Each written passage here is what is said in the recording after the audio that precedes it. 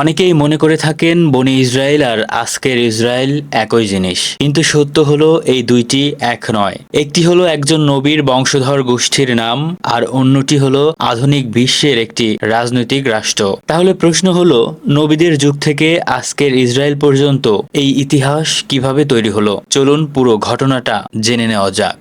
এই ইতিহাসের শুরু হযরত ইব্রাহিম আলাইহিস সালাম থেকে। তিনি ছিলেন বহু নবীর পিতা। তার দুই গুরুত্বপূর্ণ বংশধারা ছিল, একদিকে ইসমাইল আলাইহিসসাল্লাম, অন্যদিকে ইসহাক আলাইহিসসাল্লাম। ইসহাক আলাইহিসসাল্লামের ছেলে ছিলেন হযরত ইয়াকুব আলাইহিসসাল্লাম, আর ইয়াকুব আলাইহিসসাল্লামের আর এক নাম ছিল ইসরায়েল, যেখান থেকে এসেছে বনি ইসরায়েল নামটি।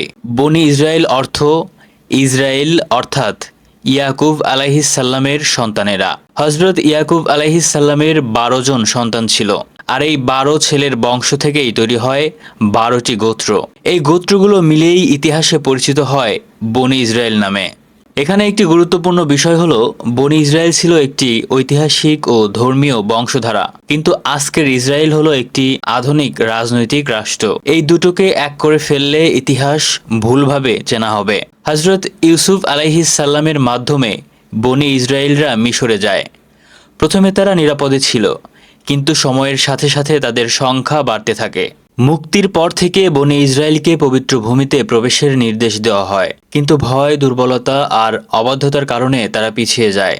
ফলে তারা দীর্ঘ 40 বছর মরুভূমিতে ঘুরে বেড়ায়। তবে তাদের ইতিহাসে আসে এক নতুন অধ্যায়, হযরত দাউদ আলাইহিসসালাম এবং হযরত সুলাইমান আলাইহিসসালামের যুগে। এ সময় বনি ইসরায়েল শক্তিশালী শাসন, সংগঠন এবং মর্যাদা লাভ করে।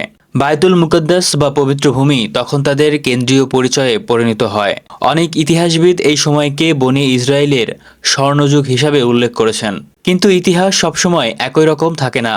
সময় গড়ানোর সাথে সাথে বনি ইসরায়েলের অনেকেই নবীদের অবাধ্য হয়ে পড়ে, অনেক চুক্তি ভঙ্গ করে এবং অন্যায় অত্যাচারে জড়িয়ে পড়ে। কোরআনেও তাদের অবাধ্যতা, অহংকার এবং বিদ্রোহের বহু ঘটনা উল্লেখ রয়েছে। ফলে তাদের রাজ্য দুর্বল হয়ে পড়ে, ভেঙে যায়, বিভিন্ন গোত্রে বিভক্ত হয়ে পড়ে আর বিভিন্ন আক্রমণের শিকার হয়। পরবর্তীতে রোমানদের সময়ে তারা এই অঞ্চল থেকে ছড়িয়ে যায় সমগ্র বিশ্বে। ইতিহাসে এটিকে বলা হয় ডায়াসপোরা, অর্থাৎ বিস্তৃত বিচ্ছুরণ। এখানে আরেকটি গুরুত্বপূর্ণ বিষয়ের পার্থক্য বুঝতে হবে।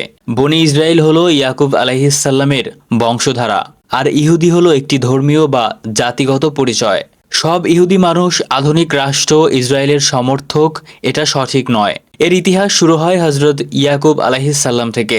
তার 12 জন পুত্র ছিল। এই 12 পুত্রের একজনের নাম ছিল ইয়াহুদা। পরবর্তীতে বনি ইসরায়েলের মধ্যে এই ইয়াহুদা গোত্র সবচেয়ে বেশি পরিচিত হয়ে ওঠে। এরপর ইসরায়েল রাজ্য বিভক্ত হয়ে দক্ষিণের রাজ্যের নাম হয় ইয়াহুদা। সেখান থেকেই ধীরে ধীরে ইয়াহুদা নামটি বদলে ইহুদি নামে পরিচিত হয়। অর্থাৎ ইহুদি নামটি মূলত এসেছে হযরত ইয়াকুব আলাইহিসসালামের পুত্র ইয়াহুদার নাম থেকে। সংক্ষেপে বললে, বনি ইসরায়েলের এই গোত্রের নাম থেকেই আজকের ইহুদি পরিচয়ের জন্ম। তবে বনি ইসরায়েলের ইতিহাসকে সরাসরি আজকের রাজনৈতিক রাষ্ট্রের সঙ্গে মিলিয়ে ফেলাও সঠিক নয়। শতাব্দী পরে 19 শতকে ইউরোপে যখন শুরু হয় একটি রাজনৈতিক আন্দোলন, জায়নবাদ বা জায়নিজম। এর মূল লক্ষ্য ছিল ইহুদিদের জন্য একটি জাতীয় রাষ্ট্র প্রতিষ্ঠা করা। প্রথম বিশ্বযুদ্ধের পর ফিলিস্তিন ব্রিটিশ নিয়ন্ত্রণে চলে যায়। 1917 সালে ব্রিটেন ব্যালফোর ঘোষণার মাধ্যমে ফিলিস্তিনে ইহুদিদের জন্য জাতীয় আবাসভূমির সমর্থন জানায়। এরপর ইউরোপ থেকে ইহুদি অভিবাসন বাড়তে থাকে। অবশেষে 1948 সালে ঘোষণা করা হয় আধুনিক ইসরায়েল রাষ্ট্র।